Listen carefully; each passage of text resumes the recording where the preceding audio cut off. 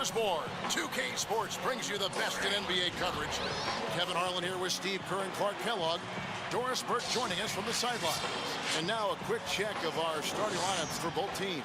And guys, what are we going to be looking for in this one from Nick Batum? Well, Batum is one of my favorite players in the league, Kevin, because of the versatility at both ends of the floor. On defense, that huge wingspan allows him to cover multiple positions on the court. And then offensively, he can really run the floor in transition, and he can knock down that three-point shot. Yeah, he doesn't just have to score through his defense. You know, post players love playing with him because he can shoot from deep and really demands attention when he's hanging out beyond the arc. You can't take your eye off of him when he's out there. This is a one-and-done trip for Minnesota before going back to their Timberwolves fans up in Minneapolis. This is an important game for them because they've really been struggling. Just one win in their last 5 games. When I look at Minnesota, unfortunately, mediocre is a word we've often heard used to describe their overall performance this season. Yeah, I expected them to be a few rungs up the ladder from where they are. That drive, that motivation has been sorely lacking. Here's Batum, following the basket by Kevin Love. Here's Aldridge. Foul call that time on the way up. That'll give him 2 chances at the free throw line here.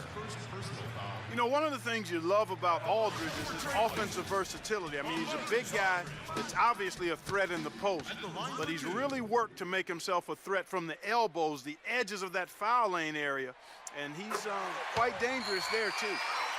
And going back to Aldridge, Clark, great skill, and for his size, you know, Steve, he can really move. Good point, Kevin. Defenders try to front him in the post, and he'll continually roll right to the rim or across the lane to create a better passing angle for his guards. You know, a big part of the success of LaMarcus Aldridge is his versatility. He can play power forward, you can slide him over and move him to the center spot, but he's very difficult for anybody to handle. Almost 7 feet tall and extremely skilled. Now here's Love. Turned in an outstanding game against Denver, and he was fouled in the act of shooting. Chance here now for a 3-point play. That's going to send Ricky Rubio to the line. It's on Damian Lillard. Going back to Aldridge for a second, he really does have the skill set of a power forward, Clark, and the body of a center. Yeah, you know, that versatility is really impressive. When you think about a big guy guarding him, he can take him outside and utilize that jumper and quickness. And then if he has a smaller guy, he'll back him down and work him over inside. You know, there are not a lot of point guards who can flirt with triple doubles, but Ricky Rubio is clearly one of them, guys. I mean, you know he's going to score and rack up assists. But he can get to the rebounding column as well. Some nights, he's right there in that triple-double range. Here's Rubio after the made shot from Lopez. Now Love inside.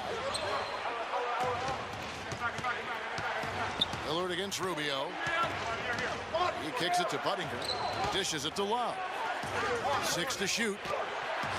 Laid in with a nice touch off the glass.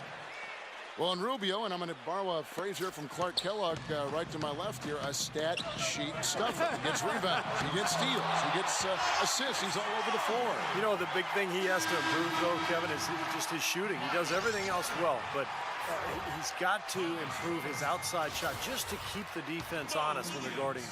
And we've got an injury out on the floor. Very unfortunate as always, guys. Don't like to see this. Oh, boy, this is something you hate to see, Clark. You know, it sure is. Injuries, though, are really an unfortunate part of the game, inevitable at times. Hopefully it's nothing serious.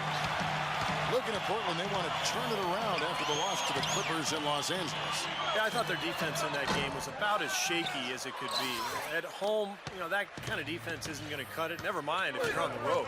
They really looked tired to me, and I don't know if they had travel issues or if they were out too late, but something was amiss because they had no energy. Outside Williams. Wesley Matthews on the wing. No good with the triple. The Timberwolves have gone 3 of 5 shooting the ball so far. Martin the pass to Rubio.